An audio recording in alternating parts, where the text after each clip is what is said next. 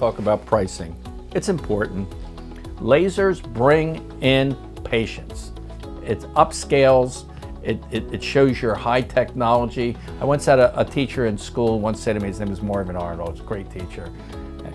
He talked me into getting my first laser, a CO2 laser in 1984. And he said to me, David, if you never turn the laser on, it brings in patients. I used to have it on my sign. Mine used to say, foot specialist, podiatrist, laser center.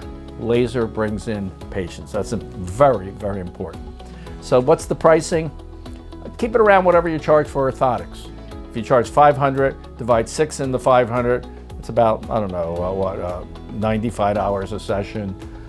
I used to charge $60 a session, 6 sessions. Remember I told you it's an average of 6 sessions, so that was like $360. If they paid up front, I did it for $300. Everybody's different, you know. You got to decide what you're comfortable with. When we're talking about fungus toenails, I used to charge $250 for the first nail, $25 to $50 for each additional nail. I'd walk in with a picture of the foot, just like the dentist. He points out what tooth has got a cavity. And I got to tell you another thing that's important is get a picture of the foot and show it to the patient. You know, they're 5 feet away from it. Bring up a screen, show it to them on your iPad, show them what the problem is, you know, let them see it. I'll never forget, I go to my dentist, he'd have a camera in my mouth and he would show it. So I would point out all of the problems and tell them what it cost. Now I once had a doctor, a very well-known doctor in Georgia. I'll never forget this. She says she's not doing, very experienced, professional. She's got this beautiful badge on her, chief of surgery. This was last week.